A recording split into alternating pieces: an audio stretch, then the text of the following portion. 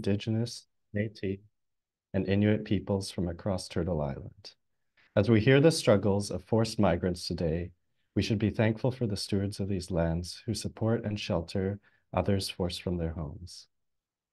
Knowledge Café is brought to you by the School of Cities, the University of Toronto's Multidisciplinary Centre for Urban Research, Education, and Engagement, dedicated to discovering new ways for cities and their residents to thrive. The Knowledge Café at the School of Cities is a monthly speaking opportunity for members of the tri-campus community at U of T to present insights and highlights of their research on a theme that is important and relevant to urban environments. It provides a platform for faculty, students, and researchers who are working to uncover solutions to creating more just, equitable, sustainable, and prosperous cities. Today's session of Knowledge Café features Dr. Laila Omar, who will be discussing the challenges felt by Syrian mothers experiencing forced migration to Canada. Laila Omar is a Fung Global Fellow, postdoctoral research associate at the Princeton Institute for International and Regional Studies, Princeton University. She earned her PhD in sociology from the University of Toronto in August 2023. Her primary research interests lie in the fields of international migration and qualitative methods, with a special focus on the integration processes of refugees and immigrants from the Middle East and North Africa in Canada. More specifically, Laila explores how Syrian refugee mothers and youth experience time and conceptualize their futures after their resettlement in the host country. So just before we begin today's session, I'd like to cover a few housekeeping rules. First of all, today's session will be recorded. And second, we ask all attendees to keep their mics on mute for the duration of the presentation. We encourage you to put any questions you may have in the chat throughout, and they'll be collected and answered at the end of the session. And lastly, please practice good etiquette. Anyone demonstrating inappropriate language or behavior will be removed. So without any further ado, I'd like to hand over today's session to Laila. Thank you so much. Thank you all for having me, and thank you so much to Costa and Austin for organizing this and for the invitation. It's really a pleasure to come back to U of T virtually and to present my research with you all. So let me just share my screen and see if that works. 1 second. So can you see my slides? Yes. Okay, awesome. Let me do this. Okay, great. Okay, yeah, so thank you so much. I'm really happy and excited to be presenting my work to you all today.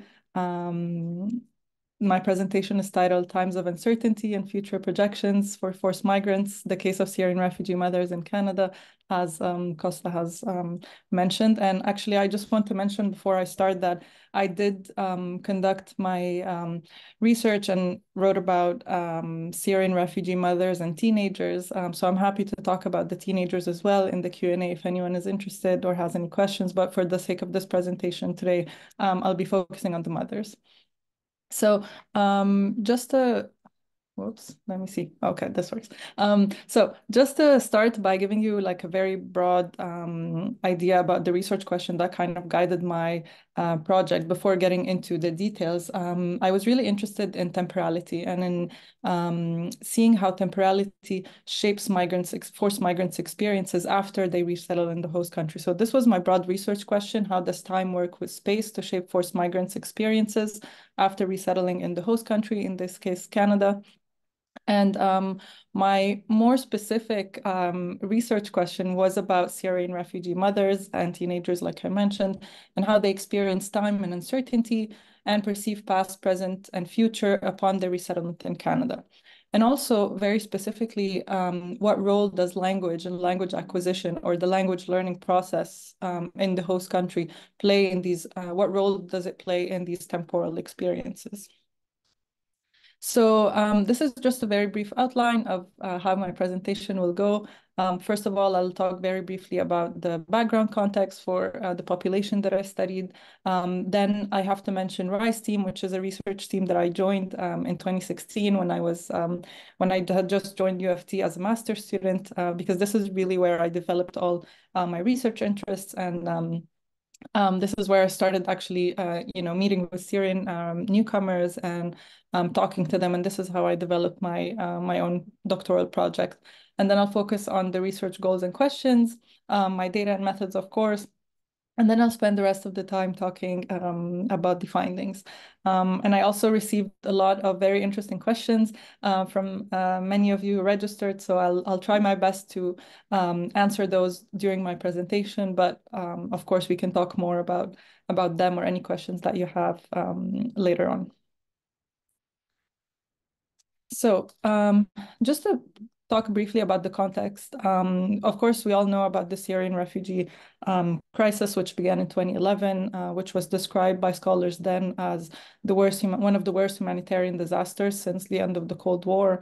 And we also know that in addition to more than 7 million Syrians who were internally displaced, more than 5 million Syrians have been forced to flee the country and register as refugees in neighboring countries such as Lebanon, Turkey, Jordan, Egypt, etc. And many of them actually attempt to resettle later on in Europe or North America because of the living conditions in these neighboring countries, and because they realize at some point that it's very hard to go back to their home country. So what about Canada? In Canada, there was this rapid impact plan, which was introduced by the Liberal government in 2015, and basically set a goal to welcome 25,000 Syrian newcomers in the country by the end of February 2016. And this number actually reached almost 64,000 by April 2019, encouraging many sociologists like myself to look at the challenges faced by this population in Canada in relation to issues such as social integration, discrimination, employment, education, housing, etc. And if you actually, I'll go back to that number later, but essentially, it's important for me to mention as well the types of sponsorship for these refugees. It's important to mention that these refugees arrive as permanent residents as soon as they land in Canada, which means that they have this pathway to citizenship, right? They don't have this uncertainty or precarity related to legal status that maybe asylum seekers or deportable migrants have. And also we have three types of sponsorship. The first one, so refugees could be government-assisted refugees, or what we call them GARs. They could also be sponsored by private sponsors, which are basically, it's basically a group of permanent residents or Canadian citizens who wish to sponsor a family or an individual. Or it could be a mix of both, which we call the BVOR program. So it's a mix of both government and private sponsorship. And the sponsorship lasts for 1 year. It's financial, but it's also help and support with anything that the family or the individual needs.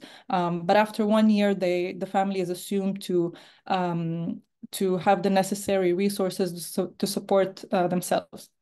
So we see here that there's already an active construction of the future that has to happen, right? Because after 1 year, they're supposed to be already thinking about how they're going to lead their lives in Canada. They also have to take free English language classes when they arrive. And they have to reach level 4 of English to be able to pass or take the citizenship test and get the citizenship. So let me just go back here for 1 second.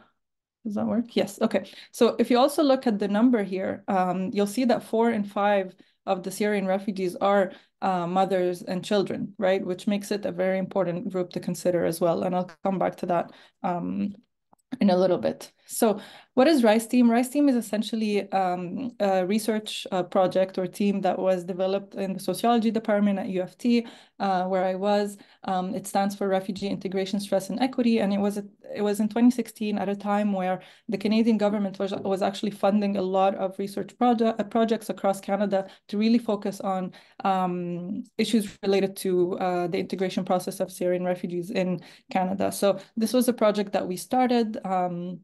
we started looking at integration stressors, parenting stressors for these mothers.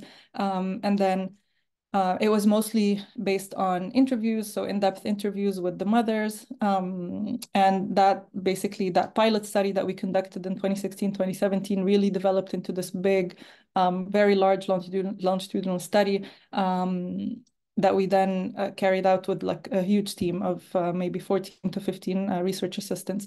And I'll come back to that in a minute, but essentially, as I said, we focused on refugee mothers in the beginning, and then we included the teenagers as well, not just because the majority of these newcomers are women and children, but also because research has confirmed that the well-being of mothers is vital to that of other family members, right? So we really need to look at mothers' accounts to learn a lot about the family.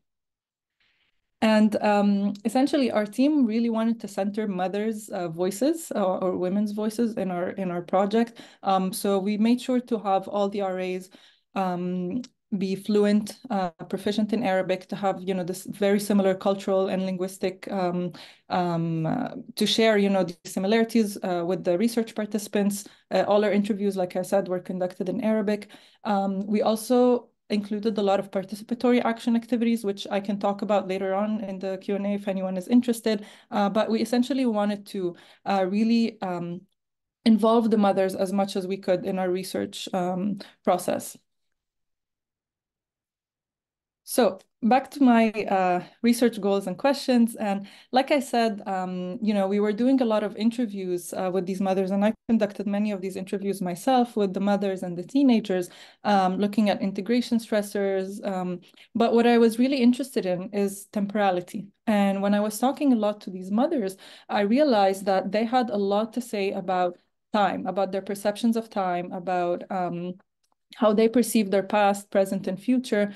And this is why I really chose to talk about or to focus on temporality in their accounts, and to really see how the involuntary, rather than looking at just the geographic dimension of forced migration or the typical movement from one place to another, I argue that it's really important to look at how the involuntary movement of individual also affects their sense of time and projections of the future. And by let me go to the next slide. And I argue also, and I'll talk about this in my findings, that by looking at time, we can also see a lot or know a lot about how policies for example, can hinder their integration process, or how the policies or expectations by the government are really conflicting with their own realities and their own perceptions of time. So I don't want to go too much into, what's out there in the literature, but just to give you a sense of, what I'm building on. Of course, a lot of researchers have talked about time, and they argue that we have a collective or shared understanding of time. But that also experiences of time might vary from an individual to another, from a group to another. And that's because time is not straightforward, it's not linear, right? And people can experience it in different ways. And this is, by looking at migrants or refugees, this is an example of cross-border movement that creates disruption and that introduces these individuals or families to a different context of time and different conceptualization of time. So a lot of studies have been done on different migrant groups, mostly asylum seekers or deportable migrants. But actually, not many studies have looked at refugees' perceptions of the future against the backdrop of trauma, or refugees' navigation of time and temporality, which is very important, like I mentioned before, is that these refugees are required to think about time and to think about the future once they settle like in the resettlement country. They don't have the legal or the precarity related to the legal status like asylum seekers, yet they still have a lot of challenges and perceive time in a very specific way.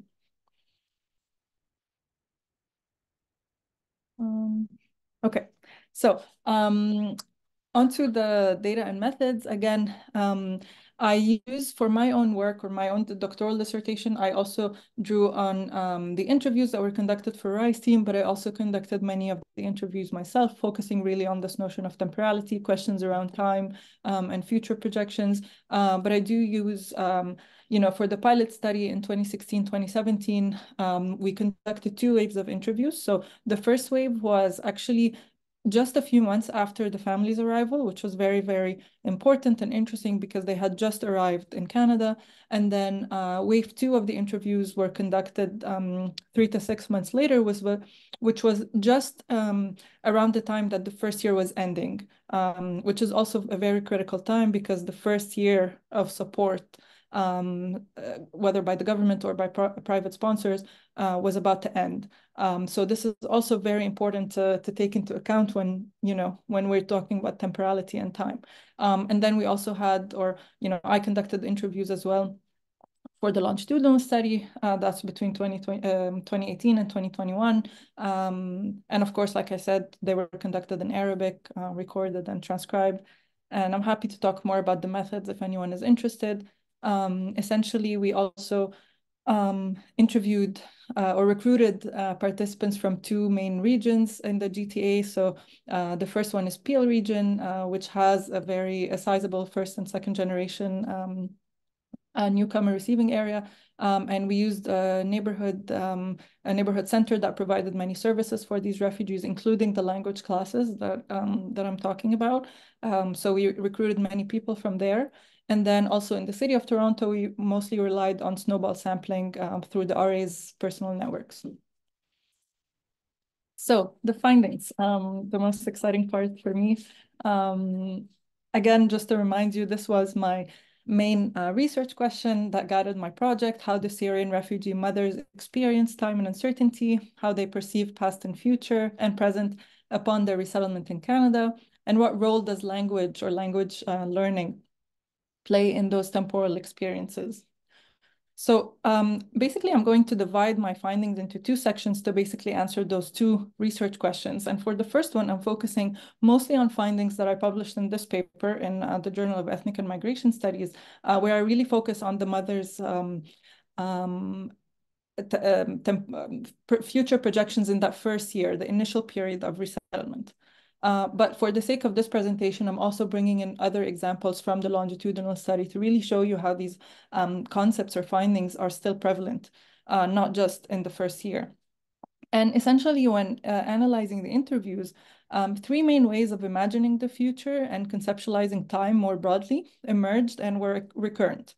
So first of all, cultural and religious orientation to the future shape these mothers' perceptions. Second, many mothers deliberately foreclose their own timelines in order to focus on their children's future in Canada. And third, a sense of scrambled timeline is, or entangled timelines, as I call it, is dominant, where mothers are most often not able to separate basically their present and future from their past. And I'm going to focus on each one separately. So interviews with the mothers reveal the importance of taking into account religious and cultural influences when analyzing individuals' perceptions of the future, which is typically overlooked in the literature, actually. And this, in fact, challenges this implicit idea put forward by studies of the future that there is a universal way of thinking about the future and distinguishing between dreams, hopes, and plans. So actually, many participants in the study made sure to distinguish between their hopes and dreams and making concrete plans for the future, which was very interesting. In other words, they can dream or hope to have a certain job or to live a certain life, but they cannot or do not want to envision how their life will be in the future because they leave this future actually under divine control. So let's look here at the example of Aya, who's a 33-year-old mother of 2. And when I asked her, a simple question of how do you see your future, she said, I don't know. I leave it to the circumstances. You can't predict what's going to happen. See this door. You can't know what's outside. It's closed, right? The future, I leave it up to God. So you can see here that there is this comfort in predicting the future, as many mothers repeat. They explain that God determines everyone's future, no matter how specific one plans are. And there is, again, this like element of discomfort that's very apparent in actually most of the interviews. We have also the example of Asma. And Asma, actually, I brought this example from an interview that I conducted with her during COVID. So this one was a virtual conversation, and it was during COVID. And I also asked her, you know, how do you see your future in Canada? What do you hope for? And she was very straightforward. She said, I don't know. I don't know. Whatever we were planning and hoping for, everything is gone. Now I don't plan. I don't plan anything. We live day by day. Later on, she said, God, the one who created us, will decide for us. So you can really see here that participants refuse to imagine themselves as having control over the future, knowing that the answer is always God only knows. And this actually is not only this was, you know, very apparent in all the interviews, no matter what the age was, no matter what the religion was, they had very, very similar answers.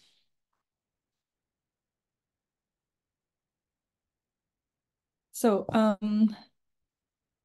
the second finding is about mothers foreclosing their own futures or their timelines. And essentially, this is also, again, very prevalent in all mothers' interviews, no matter what the age was. But they essentially describe their time in Canada as, or they say, you know, we've had our lives in the past. Now we're in Canada. We were able to come to Canada for our kids, and we are going to dedicate our future or our lives for our kids' future, not our own future. So they have a really hard time distinguishing their own futures from their kids' futures. Basically, their futures are intertwined with their children's.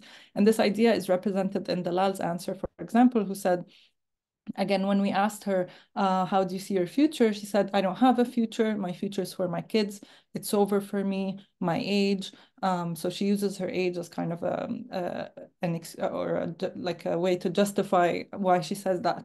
And then later on, she said, for me, it's over. There's no future, right? So this way of thinking, again, is justified by many mothers based on also bringing in their identity as mothers and how they're dedicating their lives to be mothers for their children.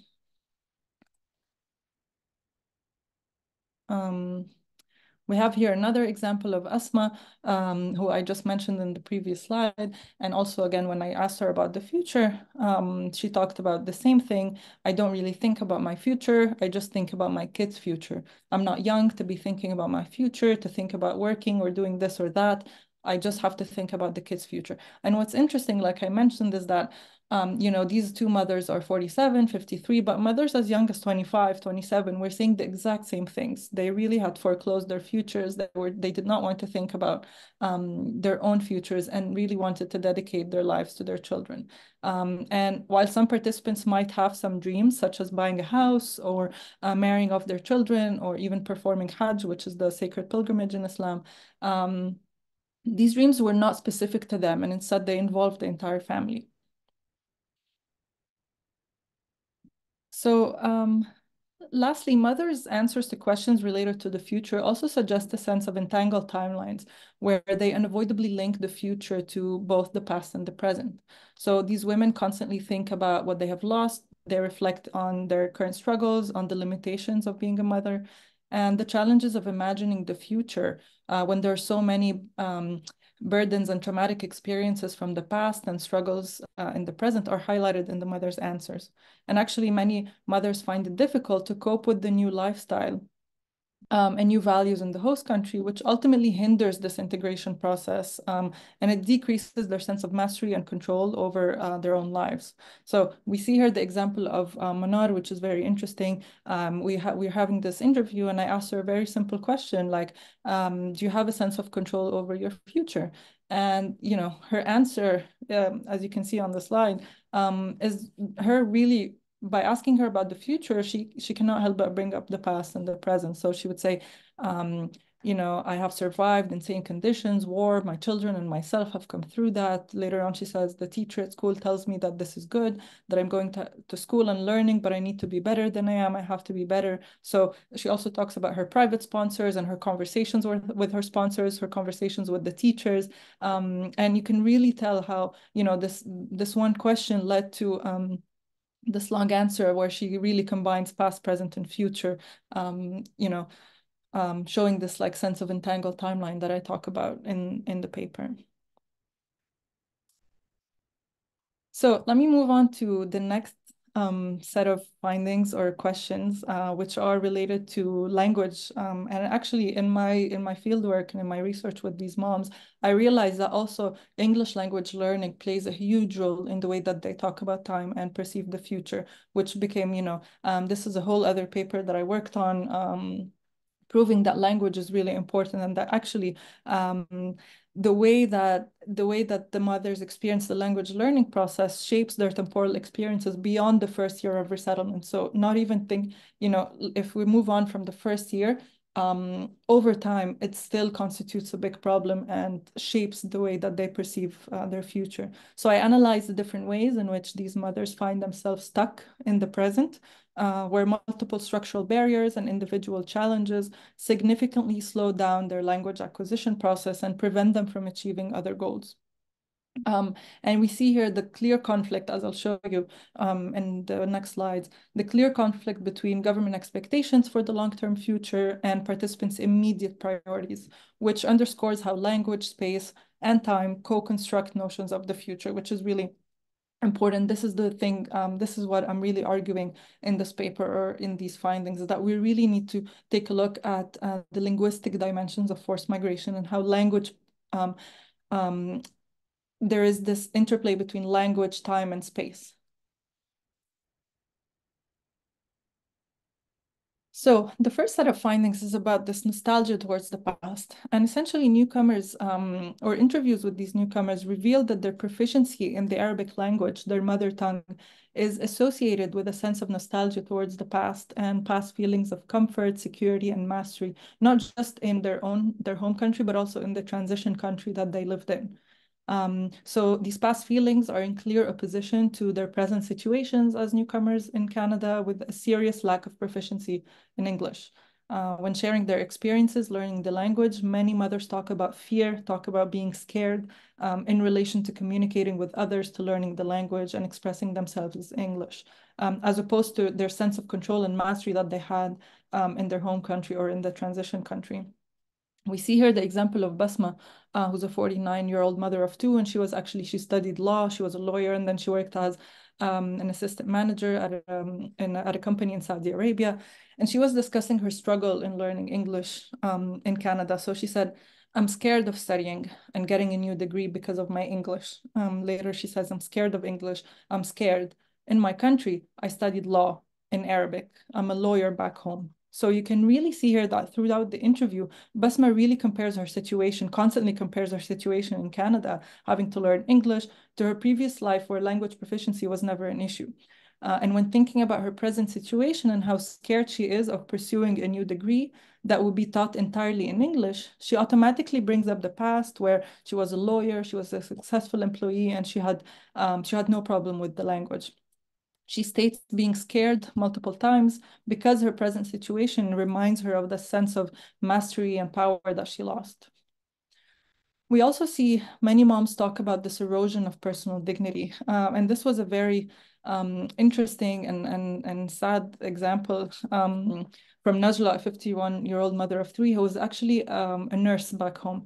And because she developed many health issues in Canada, she couldn't really go to English class at all, which means that her level of English is still at zero.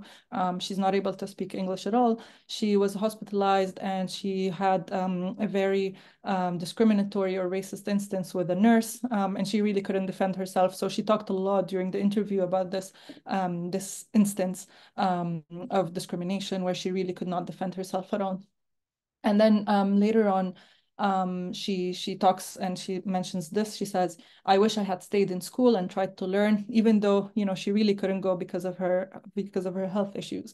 What made me start thinking about studying is that that nurse I was telling you about. If I knew how to speak English, I would be able to communicate with her. I used to talk to her in Arabic, right? Because she's trying to express herself and defend herself, but she can't in English. I used to talk to her in Arabic. One has to master the language of the country they live in. So you really see here that, you know, she's constantly trying. And she actually told me that she wanted to file a complaint, but she was scared that the nurse would do an even poorer job, and then Najla wouldn't be able to defend herself again. But you know, this excerpt shows that being on this other hand of the professional interaction is especially triggering for Najla, who was a nurse back home, as she's unable to both assert herself or assert her expertise and skills, but also defend herself the way she wanted. And then, you know, of course, this instance or incident really makes her go back in time, express feelings of regret, reflect on the past professional life, and the sense of mastery that she lost as well. The last example for this section is also very interesting, and it's related to the loss of sense of control related to children. So many moms talk about how, you know, back home or in the transition country, taking care of the kids was their main responsibility, right? The moms were the ones who always took care of the kids, took care of their how they were raised, matters at school, etc. But being in Canada, they actually have to resort to the help of a third party or to delegate the tasks to someone else. So here we have this example of Yusra, who was talking about her private sponsors really taking her children's matters into their own hands because they're the ones who speak the language, right? So she would say, I used to be really annoyed because everyone would get involved. In the first year, I felt pressured that if the kids missed school, they would call the sponsors, and the sponsors would say, oh, why didn't your children wake up early? Why did they miss school, etc. Right? So she's really losing the sense of control over her children. Then she says, in the second year, my language improved. I removed all the sponsors' phone numbers. At the end of the day, they're my children. I decide I'm responsible for them. So you can really see here how not being able to communicate in English stripped Yusra from her sense of agency and control that she always has as a mother. And you know, by learning the language, there is this constant attempt on her part to regain the sense of control over her children.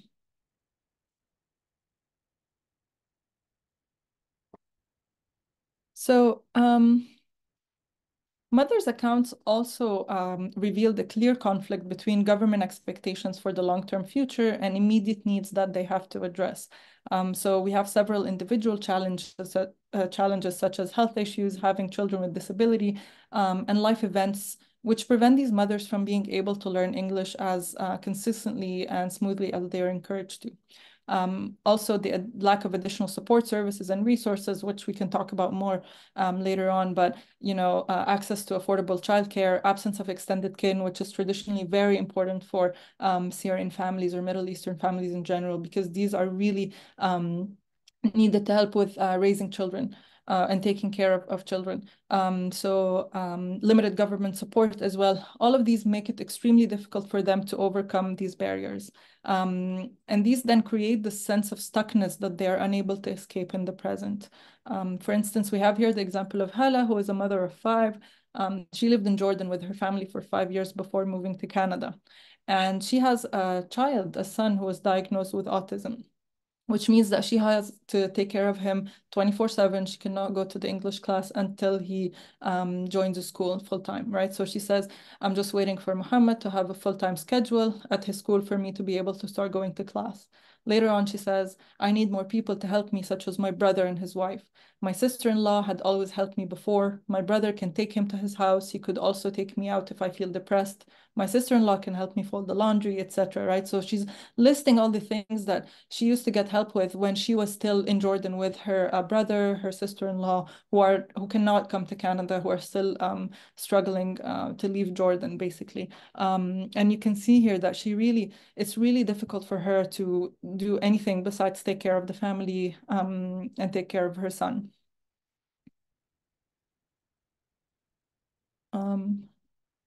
Again, bringing the example of Basma, who is the lawyer that I mentioned earlier. Basma had an very interesting example as well, because she actually reached level 6 in English, right? Being a lawyer, being very well educated, she had maybe an easier time learning the English language. She reached level 6, but she did not want to find a job that did not match her credentials, right? She wanted to wait until finding a good job that she thought she could work in. But what she was excited about is to actually get the driver's license and buy a car to be able to drop off her kids to school, etc. And she was really excited about that. And she talked about it in the interview. But then she said that her caseworker was really upset with that and judged her a lot. And she said here, on me, they put a lot of pressure, but on others, they don't. I finished level 6. When I went to meet last July, I mean, she was very tough. She told me, how do you buy a car when the money isn't going to be enough for you? You can work in the cleaning industry. We have a lot of people here who work in the cleaning industry. And then she says, I'm educated. And I tell her, sorry, but I don't want to work in cleaning. In my country, I'm a lawyer. Right. So you see here that even though her caseworkers pressured her to find any job as soon as possible and disapproved of her financial decisions, she only started working when she found a job that she liked enough. And for her, the priority was to get a car to pick up, because she's a single mother in Canada. Her goal was to actually get this car, be able to pick up and drop off her kids to school, etc. And then when she was able to find a job that kind of matched, she ended up working in a clothing factory where she was making logos for clothes. But this is kind of the tensions example. This is an example of the tensions that exist between those government temporal expectations and the realities of these refugee mothers, essentially. So before wrapping up, and I'll talk, I have just 2 more slides about policy implications, because I think that's very important for us to discuss as well. But essentially, these findings invite us to think about different issues at play here, right? Given the Canadian government and or the private sponsorship ends after 1 year from the day of resettlement of newcomer families, this actually puts all the responsibility on the individual, making it more difficult to find solutions to the structural barriers in place. And like I said, despite Canada's integration policy that is supposed to provide newcomers with a welcome environment, to invest in them, the limited nature of these policies in place actually significantly leads to a slowing down of the newcomers' trajectory towards integration and success, and a sense of pessimism towards the future. And this is especially true for the newcomer mothers, as I have shown in my findings, who actually find themselves stuck and unable to make any progress in comparison, for instance, to the children who learn English at a much faster pace. They can integrate much more easily, obtain the citizenship, etc. And what's interesting as well to mention is that these findings also suggest a clear interdependence of individuals' notions of becoming and their future projections, which is often overlooked in the literature and in policies as well. So as wives and mothers, for example, these Syrian women assume the responsibility of a parent whose role is to ensure the children's success and successful integration, and their husband's integration as well. And at the same time, they're expected to make individual plans for the future, to succeed in the host society, to attend English classes, to obtain citizenship, to find a job, etc. So, you know, there are, of course, variations in participants' memory construction, future plans, etc. And we can talk more specifically about, you know, the age, how the age plays a role in that, how the degree of trauma plays a role in that. Mental health issues are a big problem for refugees in general, right? And I think one of you has mentioned that in their question about mental health, which is it is a big problem, and we can delve deeper into that. The number and age of children, of course, education, socioeconomic status, these are all factors that will affect even more deeply their experiences with temporality. The impact of class is a very important one as well, and we can talk much more about the difference between the government-assisted refugees and privately sponsored refugees. There are big differences in also how they integrate, how they you know, do better at language classes, for example, find jobs more easily, etc. Government assisted refugees are the most vulnerable. They are very vulnerable. They typically come with big size families. And the mothers are also much more vulnerable. And of course, children's future perceptions are very important to consider, and I can talk about that later on. And finally, just to mention very briefly the structural barriers that I talked about earlier. These are all very important. Like I mentioned, the type of sponsorship. So whether a family is government assisted or private sponsored, that's it leads to a lot of significant differences between the two. Family reunification policy as well is very, very strict, which again, like I said, extended kin, extended family is very important traditionally for these families in raising the kids and making sure that the families integrate better. Affordable housing is, of course, a big issue as well. Especially for families who come in, who have many children. Bureaucratic and administrative procedures, and issues around accessing language classes as well, childcare. So these are all structural barriers that lead to this vicious temporal cycle, which then significantly affects the language acquisition process and in turn other integration factors. And it really shows the rigidity of the integration policies because they assume the straightforward and linear process of integration that unfortunately does not reflect the reality of these refugees. So some policy recommendations really quickly, and we can talk about these more, but essentially revising policies and timelines, especially for the government assisting refugees, like I mentioned, facilitating family reunification process policies is very important. More financial support to find appropriate housing. This has been a very big issue for many of the families that I have met personally. And then also reducing processing times because all of the long processing times, all the waiting, all the waiting times, those are really, really difficult for the families and hinders them from the integration as well. So whether it's assigning them to a city, giving them the health cards, even enrolling their children in schools, finding housing, etc. And then finally, related to the classes, giving affordable and accessible childcare services, because also if, like I mentioned, if the children do not have access to childcare, then the mothers cannot go to English class, right? So it's a vicious cycle.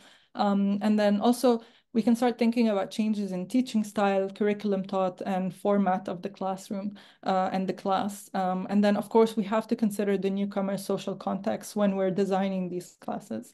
So thank you so much, and I'm looking forward to your questions. Thank you, Lila, for a very insightful presentation and a lot of learning for everyone here, I'm sure. So we'll open the floor now to any questions. Feel free to raise your hand or put it in the chat. And I'm sure Lila would love to receive all your questions. Should I stop sharing or do I keep the slides? It's up to you, I think, whether Okay, you'd like to keep them up. Yeah, sure. if Yeah, it helps yeah, reference I'd some just like to see questions. everyone, and then maybe I'll bring them back if needed.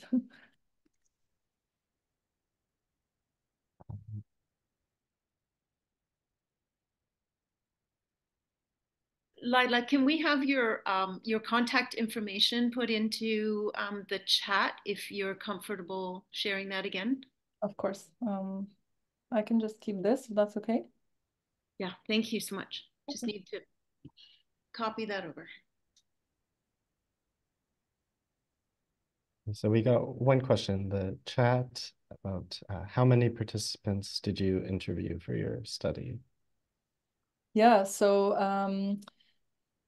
like I mentioned, for RICEM, we interviewed for the pilot study, we interviewed about 41 mothers in wave 1. And then in wave 2, we interviewed 28 of them. So a few of them dropped out. The rest we were able to interview again.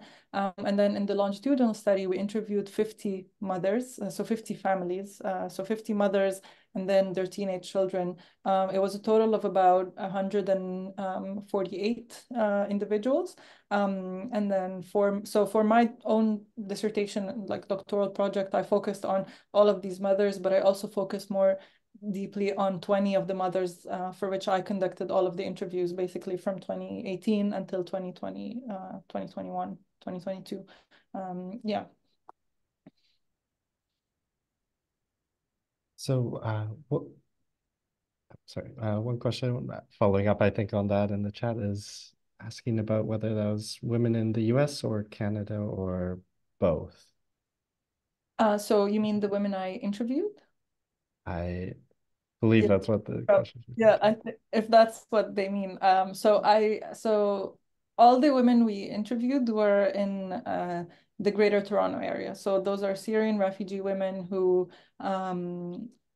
resettled in the Greater Toronto area. We have a question from Stephanie. Hi, Leila. I'm Stephanie. I'm a postdoc at the Institute for Municipal Finance and also at the School of Cities. I really enjoyed your presentation. I've employed a lot of qualitative methods in my own dissertation and continue to do that, my postdoc work. I know you mentioned earlier on in the presentation about participatory research. And if you wanted to expand on that, that would be great to hear Yeah. how you approached it and how it connected with the research question and the theoretical frameworks you used. Yeah, no, thank you so much for the question. And I love talking about methods. I've been doing a lot of work around qualitative methods, and experimenting with different methods as well, different like creative methods. And so yeah, I'm happy to talk about that. Let me see the slide. Oh, here. So that was mostly part of my work with RISE team before I started doing my own interviews for my doctoral work. And essentially our participatory action activities, as I mentioned, we really wanted to involve the mothers in many of our projects. So for example, we invited them to participate in different events that included academic conferences, which was really, really nice. So for example, if we were presenting our findings. So that was in 2018, I believe, we presented our findings at the Canadian Sociological Association annual meeting, and we invited two of the mothers to come with us and to present their findings with us and to give, well, not present, we were presenting our findings. They were really talking about, adding to our findings, talking about their own experiences, which was really, really amazing and insightful. And actually the audience literally like ignored all of us and just were asking them questions all the whole time. So it was really, really interesting. We also tried to really allow the mothers to do what they love to do. For example, we would organize many events or conference like workshop events, etc. And then a lot of the mothers that we met love to cook, and they had the cooking business in the transition country or back in Syria. So we would ask them to cater for the events. So those kind of activities we were doing. Yeah, those are the examples I have in mind, but essentially we did not want it to be just, us going in, doing interview, and then that's it. Like we really wanted to involve them as much as we could. We had other activities and other things in mind, but of course with COVID, it became really hard. So we could not do the ideas that we had in mind when COVID happened. But before that, yeah, this is what we were able to do for a while. Thank you. That sounds really neat, and a great way to, yeah, to incorporate the participants in the Yeah. whole research process. Yeah, I also tried to do that with the teenagers that I was interviewing for my work, and I had started doing like using visual elicitation techniques in my interviews, which is, for example, in the case of my work, I was asking the teenagers to draw a timeline and to draw a timeline of their life, to really like add the major events of their lives on the timeline, and then we would use this to discuss. It would allow them to express themselves in a different way, to guide our research, our interview process. And I really hope to also, do more things with that. I just couldn't. I still did not get the chance to do that, but I'm hoping to do something that's more interactive, more participatory with the teenagers as well, based on those drawings and activities that we did together. Costa, may I ask one more question? Maybe we'll check if it's a follow-up. I think we have a few more minutes, and then we'll go to some other questions in the chat. Sure. It might be just a quick comment, but I guess my family background is that my ancestors came to Canada in the early 1900s, and a lot of what you spoke of, I think, was really relevant for my grandmothers and great grandmothers, even back in the early 1900s in Canada. I mean, yeah, thank you for sharing, and maybe like I would love to talk to you more. And yeah, I mean, it's not these findings are not necessarily just applicable, of course, to the Syrian population. They are applicable, and they should be applicable to other groups as well. Okay, so another question in the chat is comes from Morgan, who asks, in the linguistic dimension, did you find difficulty in translating concepts unique to the Arabic lexicon into digestible Western/English descriptions and analysis? Yeah, thank you, Morgan. That's such an interesting question. Sometimes, yes. I mean, they were not incredibly difficult. They were just very cultural expressions, sometimes religious expressions. So that takes a lot of, it definitely takes work and thought to translate it in the most accurate way. And we would discuss this, whether it's, whether it's in my own work or in my work with the RISE team. We were having a lot of conversations about how to translate certain things. And we actually wrote a paper. I can share it with you on the chat, but we wrote a methodological paper that talks a lot about that, about how, having this insider status and this cultural and linguistic knowledge can allow you to actually understand the different understandings of a certain word or a certain expression, right? Because one expression can mean many different things in the language. And if you don't have that understanding, you won't be able to understand the nuances of the language. So yes, it took a lot of work, and it's always very interesting to see how we should translate these things. What do the mothers mean exactly when they say a certain word, and things like that. So yeah, and that happened mostly when it's like cultural expressions or even religious explanations of certain things. Yeah, thank you. Thank you for that. I'm sure that's really useful as well to anyone curious to do more research like this and understanding what goes into that. Um, so we have about 4 more minutes, so we'll see what we could get through. There'll probably be, unfortunately, many questions unanswered, but another question from Susan asks, I was wondering if the mothers spoke about transnational livelihoods, such as helping to support families in Syria, and the impact this may have had on their resettlement experiences in Canada, including in relation to temporality. Yeah, thanks for that question also. So yes, absolutely. They talk about that. Actually, one of the most important thing that they thought, one of the most important things that they talk about is family, and family being away, or them being away from their family, not being able to resettle as a whole, extended family, like I mentioned in my presentation. And that definitely played, I mean, one of the things where they always came back to the past a lot is related to them.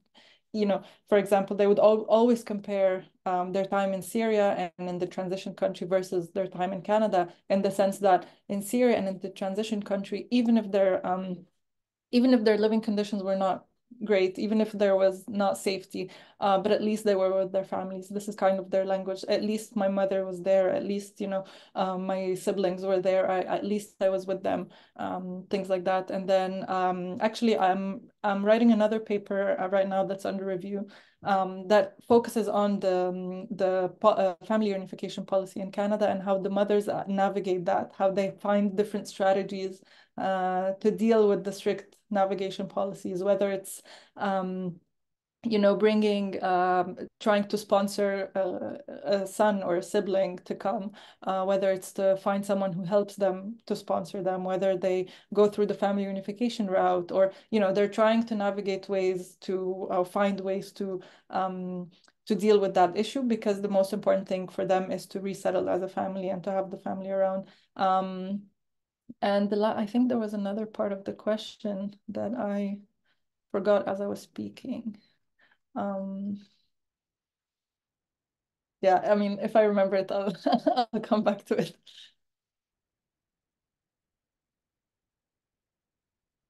Yeah, the question was just about helping to support families in Syria and the Oh, impact yes. on So they don't, resettlement. yeah. So, I mean, they don't, from my conversations with them, it's not really about how to support them. It's more about the fear and the worry about their lives and their safety, because they know that the conditions in Syria and in the other countries are not great. So there is always this fear and this, actually the topic of the family is is probably the only topic where you can see, if you hear the interview, this is where all the mothers start crying because they're really fearful for their family's safety. But the one thing they do talk about in relation to the future, or future projection, is they want to get the citizenship to be able to try to see their families anywhere, to be able to travel and see their families, or they want to, this is how they talk about it mostly, is, I really can't wait to get the citizenship, to be able to travel, to be able to try to see my family anywhere. So this is kind of how they talk about it. Thank you very much for that. And with that, we've pretty much reached the end of our time here today, as it's just about to turn to 1 o'clock. So thank you to everyone who's able to make it and attend today. Thank you, Lila, for a really insightful presentation that really improved everyone's understanding here. Thank you so much. And thanks all for your questions. Your questions were great. Yes. So thanks again, everyone, and we look forward to seeing you at the next Knowledge Cafe. Thank you. Thank you.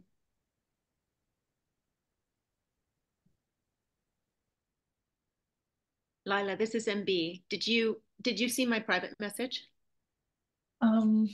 If you could give everyone a moment to grab the chats and save them. Oh, yes.